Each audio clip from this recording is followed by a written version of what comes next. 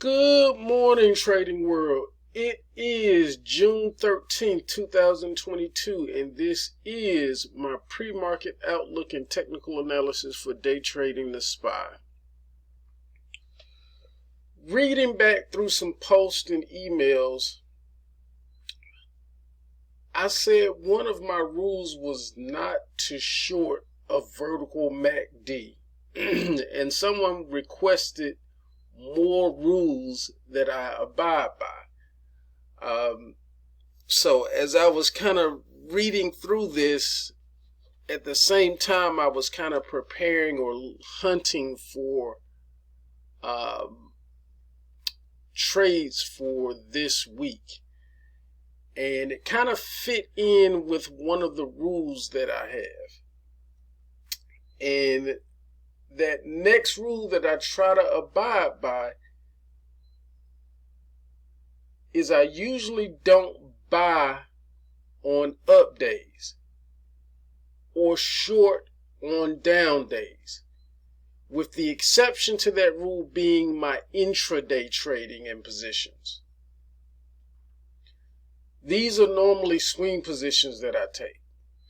I hunt for stocks that don't fully participate in rallies to start the screening process, to short stocks that don't fully participate in sell-offs, to start the screening process to buy.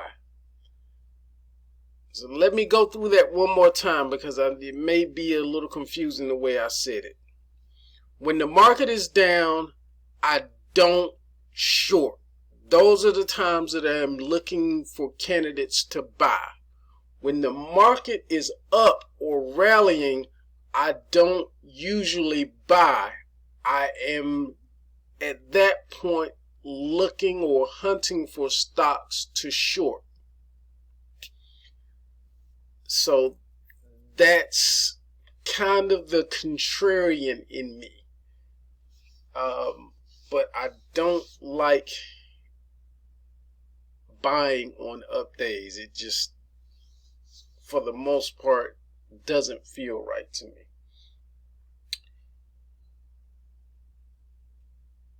One of the big parts in this process is looking at the event calendar and understanding what events are likely catalysts for big moves and planning around that. So looking at the calendar this week, we have an FOMC announcement on Wednesday, and that to me is a likely catalyst for for a downside move, possibly. So I have to start looking for any rallies, no matter how small, to short in front of that FOMC announcement. And a lot of times it's not the SPY or the indexes that I'm doing this in.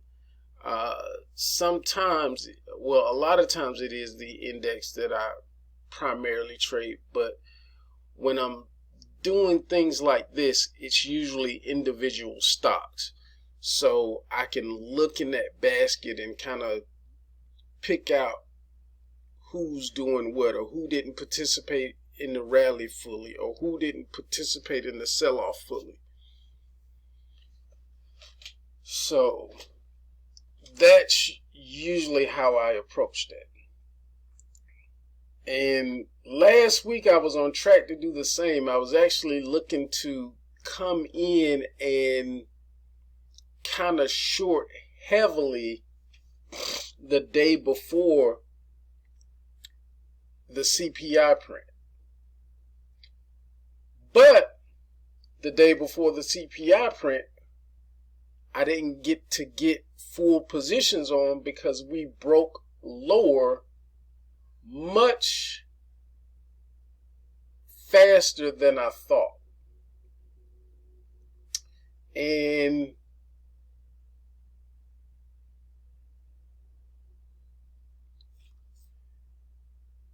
turns out last week that CPI, it's a rumor that that CPI report was leaked out the day before, which kicked off selling a day earlier. So that time the report got ahead of me instead of me being ahead of the calendar. So I didn't get a chance to put on the full position like I would normally do. But in doing that, I want you to kind of understand that we look ahead, but don't look so far ahead, or don't get so blinded to the fact of these events that you don't pay attention to the technicals in front of you.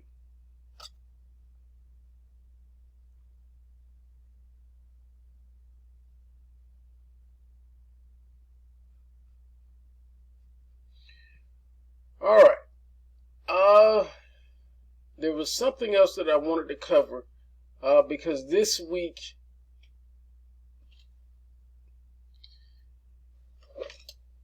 I was looking at the market maker's expected move, and it just made this warning go off in my head to be very careful as the market shows its inefficiency to pricing in risk. And this is that time where markets really get crazy, when we get to the points where we break that move several times in a row. The market just screams to be really inefficient, and then the market makers do something even crazier by shrinking the expected move, and then it just all kind of blows up. And we're at one of those points right now where on the SPX, if I can remember correctly, on the SPX, we had kind of a move, a market maker's expected move of 130. We pretty much moved 100 points in one day, Friday. And for some reason, coming into this week, they still shrink up the market maker's expected move. On the SPY, we have a market maker's expected move of about 13.619 for this week. And if I can remember correctly, that's just I think it's just a tad bit up, but it's not much. But when you're looking at the SPX, for some reason they just kind of lose sight. The market makers will lose sight of what's really going on, and they'll shrink the expected move when we had these compressed days, because we did have we had 7 compressed days in a row up until Thursday. And Thursday we broke out, and then Friday we moved pretty big.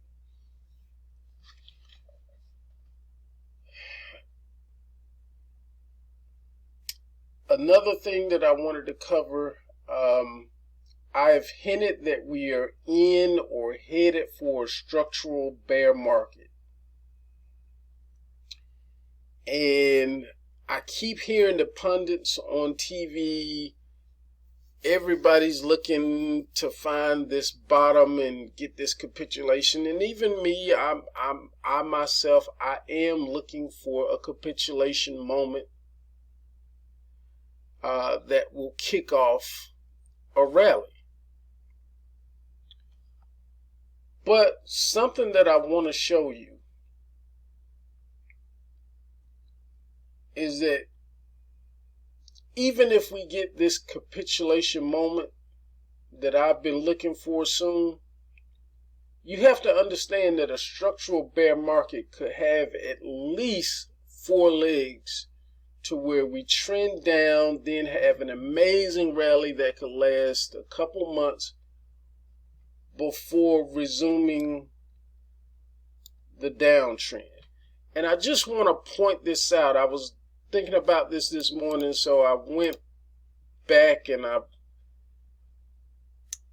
the global crisis was the last structural bear market that we had, and that was from 2007 to 2009.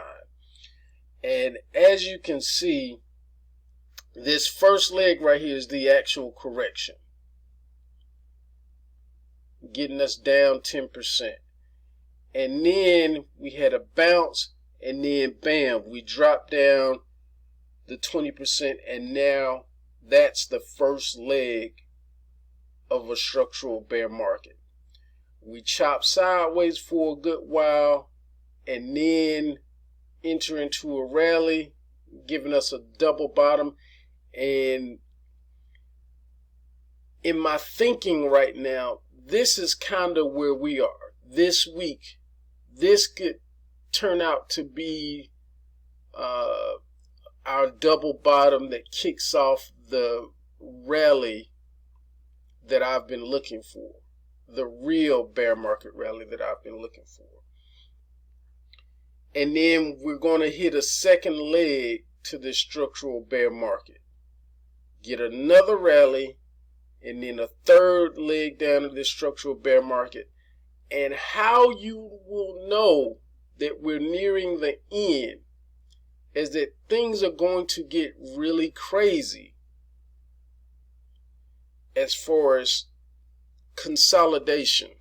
I talk about consolidation a lot, and the different levels of consolidation, meaning the time frames, meaning the chart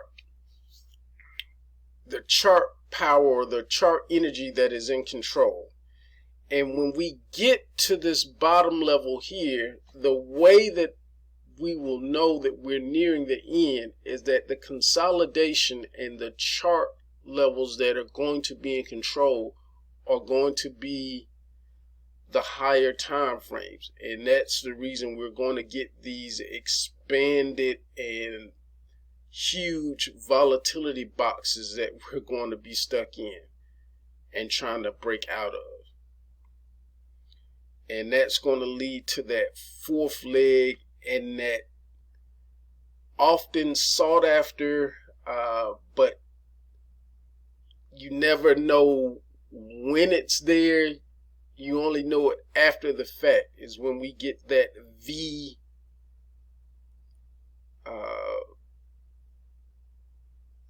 V-shaped recovery, because it happens and we just touch a level and then we never just seem to go back to it. We touch it and then take off from there. So I just wanted to point out, and there are different phases. There's plenty of material on the different phases that you go through in a bear market, but I just wanted to touch on it from a technical standpoint. And even though everybody's going to be screaming that, oh, we touched the bottom, we got capitulation and we touched the bottom, don't get fooled by that, because that is only the closing of the first leg of a structural bear market. So again, just kind of prepare yourself. I take pictures of where we are and where we're going, and I'm looking at, this is that far look ahead. And I have to understand that so that I never get overexcited or out of place about what I'm looking at on a day-to-day level. So when that rally comes and we get this huge rally,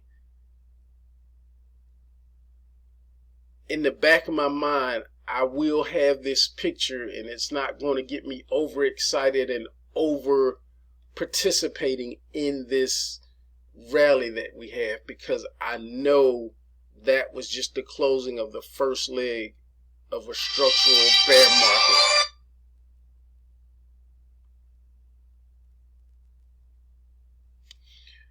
All right. I'll close that out and give me just a moment to bring up the key levels of the day. All right, here we are back with the key levels of the day. starting on the resistance side, we have our jack resistance at 383 to the 385 area. Then we have our queen resistance at the 386 to the 387 area. And then king resistance from 388 all the way up to 391. On the support side, we have 380 to 379. And as you can see, I have this marked as a very, very important area, meaning it is going to be hard to break through this 380, 379 jack support area. It's not saying that we won't break through it. It's just saying that it's going to be hard. And it's going to take several cracks at it where we hit it, bounce up, hit it, bounce up, and then a break before we get through that jack support of 380 to 379. Then we have our queen support at 378 to the 376 area. And then king support, we have 375 to 372 and possibly the 370 area and below. So those are the levels to watch for today. Let me give you the theses for today. The main thesis is bearish, closing below 389.80 with a projected target lower between 378 and 372. Our alternate thesis is bullish, closing above 389.8 with a projected target high between 385 and 391. The weekly bias is bullish with a retracement target area of around 408. Also, remember the channel I pointed out several times last week.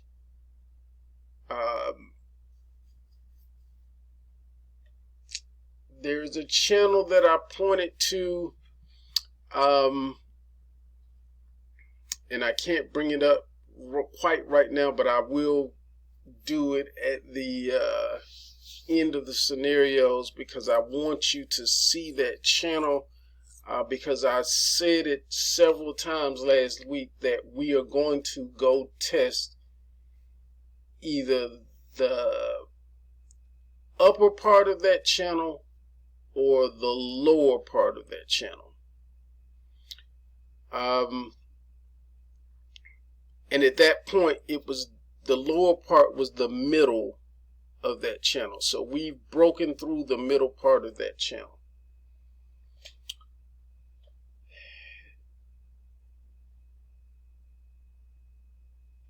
The current channel we're in is 379 and it goes up to 397. The next major channel below is 379 down to 364.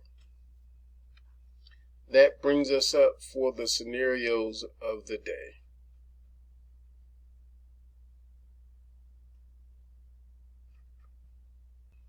All right. We begin with our first scenario, which is going to be a rather strange trend day down structure. We open gap down and start with a rally back toward the previous close. We find resistance on or before that previous close, then this begins our downtrend for the morning. This is how it normally goes. We find midday chop around either the possible queen or king support level.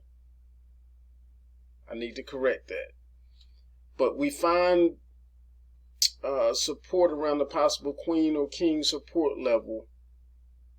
And it is highly likely that the market has tired itself out overnight. So the rally back could seem vast, and it may be hard to push a lot further below the overnight lows, but remember, until we close above the previous close, we are still in downtrend mode.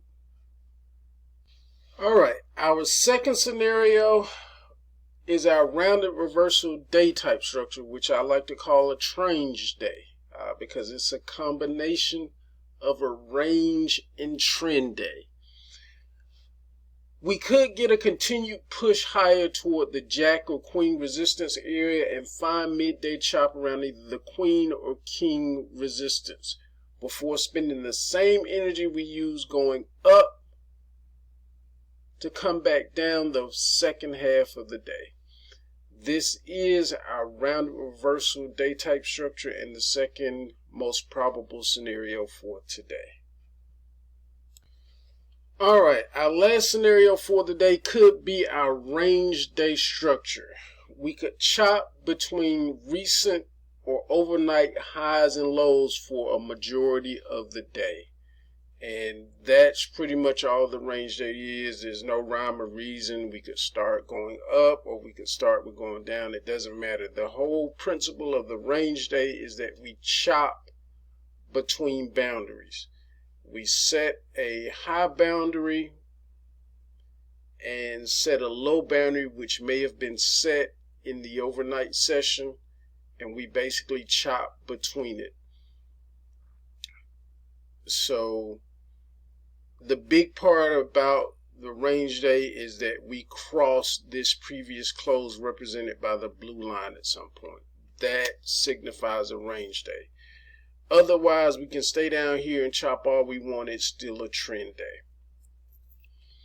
So those are the scenarios to prepare for today. I'd like to remind you that there is a bullish bias on the weekly, meaning that we could kind of get scared. We could get a good scare to kind of drop for a bit the first part of the week, and then the rest of the week we could spend trying to recover or regain ground and close above or near that 389.80. And as I said before I closed out today's session, I wanted to bring up that Andrew's Pitchfork that I've been using as a trend channel for a great while, the last at least month or two. Give me just a moment to bring that back up. Alright, here it is on the 4-hour chart. Here's that Andrew Pitchfork signifying the upper, mid, and lower channels that I've spoke about extensively over the last few weeks. And before the CPI report, I said that we're likely to test either the upper or middle part of the channel.